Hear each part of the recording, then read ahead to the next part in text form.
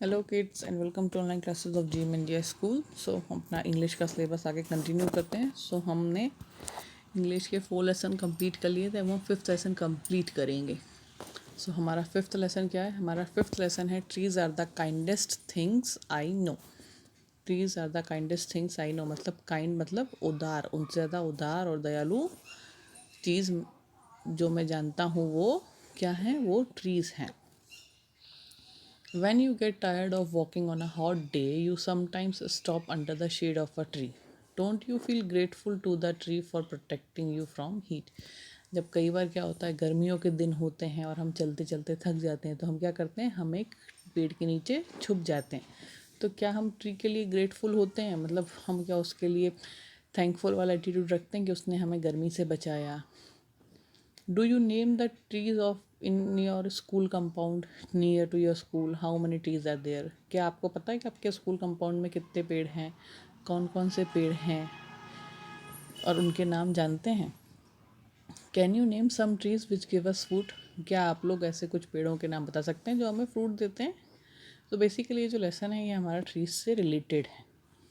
Trees are the kindest things I know, they do not harm, they simply grow. जो पेड़ होते हैं वो सबसे ज़्यादा उदार और दयालु होते हैं, वो किसी को नुकसान नहीं पहुंचाते, वो सिर्फ ग्रो करते हैं मतलब बढ़ते हैं। And spread a shade for sleepy cows and gather birds among their boughs. क्या करते हैं? जो गाय होती हैं वो पेड़ों की छाँव में सोती हैं, और जो बर्ड्स होती हैं वो उसकी ब्रांचेस पे क्या करती हैं? अपने घोंसले बनाती हैं, वहाँ रहती हैं। They give us fruit in leaves above and wood to make our houses of. और पेड़ जो होते हैं वो हमको फ्रूट्स देते हैं, पत्तियाँ देते हैं, और उसकी लकड़ी से हम क्या बनाते हैं? अपने घर बनाते हैं। And leaves to burn on Halloween and in spring new words of green. और जो पत्तियाँ होती हैं वो क्या करते हैं? हम हेलोइन पे उसको जलाते हैं और स्प्रिंग में नई ग्रीनरी आती है। अब हेलोइन क्या है? हेलोइन जो है बेसिकली एक फेस्टिवल होता है। फेस्टिवल है, कहाँ का है? ये यूएस, कनाडा और ब्रिटेन में सेलिब्रेट किया जाता है। और इसमें क्या बोला जाता है? इसमें बोला जाता है कि जो लोग मर गए हैं वो उस दिन अपनी ग्रेव से, अपनी कब्र से बाहर आते हैं, तो इसको वहाँ पे सेलिब्रेट करते हैं। तो ये हेलोइन एक फेस्टिवल है। They are the first when days begin to touch the beam of morning sun. तो क्या बोला है कि जो पेड़ होते हैं ये जो सूरज की गर्मी होती है सुबह की, जो उसकी लाइट आती है वो सबसे पहले यहीं से शुरू होती है। They are the last to hold the light when evening changes into night. और सबसे आखिरी भी यही होते हैं जो उस लाइट को होल्ड करके रखते हैं। कब? जब शाम का समय अंधेरे में कन्वर्ट होता है, मतलब जब शाम धीरे धीरे रात होने लगती है। When a moon floats on the sky, they hum a drowsy lullaby। अब क्या होता है कि अब जब रात को चांद जो होता है वो आसमान में तैरता है, तो उस टाइम पे क्या होते हैं? ये लोरी सुनाते हैं धीरे से। कैसे? Of sleeping children long ago trees are the kindest thing I know. जैसे बच्चों को लोरियाँ सुनाई जाती हैं, उसी तरीके से पेड़ धीरे से लोरी सुनाते हैं सबको सुलाने के लिए। जैसे सरसाहट सी होती है ना, उस तरीके से जैसे बच्चों को सुलाया जाता है, पेड़ों को उससे कंपेयर किया गया है कि उस तरीके से पेड़ रात को लोरी सुनाते हैं। तो ये लेसन था। Fill in the blanks word meanings. अब इसमें आप देखिए आपका वर्ड पावर, इसमें ज़्यादा कुछ है नहीं, तो आप खुद से भी इसको कर सकते हैं और इसको एक बार क्रॉस चेक कर लीजिएगा फिर करने के बाद। जैसे वर्ड पावर में the following words tell us about the different part of the tree. तो यहाँ पे हमको बाकी सारे भी जो ट्रीज से रिलेटेड है वो लिखना है। तो यहाँ पे देखिए लीव्स है, फ्रूट्स है, फ्लावर्स है, बर्ड्स है। Right 5 words in which relation to trees. तो वर्ड्स जो ट्रीज है उससे रिलेटेड 5 वर्ड्स लिखना है। यहाँ 4 लिखे हुए हैं, आप चाहें तो इसमें और एड ऑन कर दीजिए। तो ये वाली जो है ये आपको खुद से करना है, करेक्ट लेटर्स बनाना है। इसमें आपको क्या यूज़ करना है? EI, ES, EE, EE। तो ये स्पेलिंग्स आपको याद होनी चाहिए। आप काफ़ी सारी स्पेलिंग्स होंगी ऐसे, तो आपको उससे कंप्लीट कर लेना है इसको। ये आपके साथ में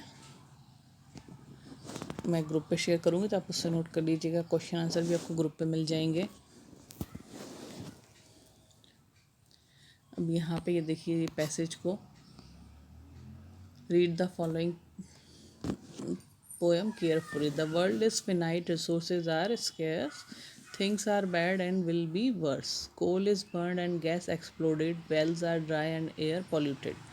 Dust is blowing, trees are uprooted, oil is going ores depleted.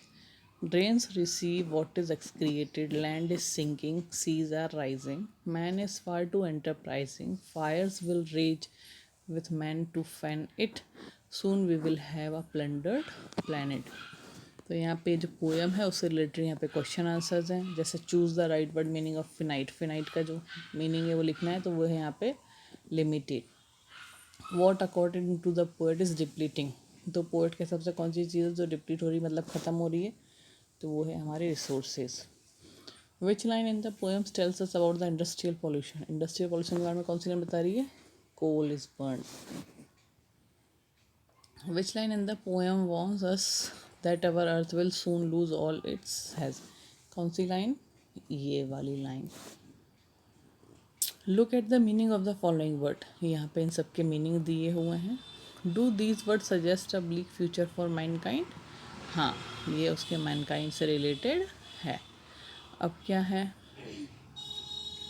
Find out the nouns from the above poem which poet uses two adjective. अब यहाँ पे क्या क्या उसके नाउन्स है और एडजेक्टिव है वो हमको यहाँ पे लिखना है, जैसे ये वर्ड्स है ना इनके लिखना है। तो ड्राई किसके लिए यूज़ किया है, ड्राई उसमें वेल के लिए यूज़ किया है। प्लंडेड किसके लिए, प्लैनेट के लिए। थिंग्स के लिए बैड, वर्ल्ड के लिए फिनाइट।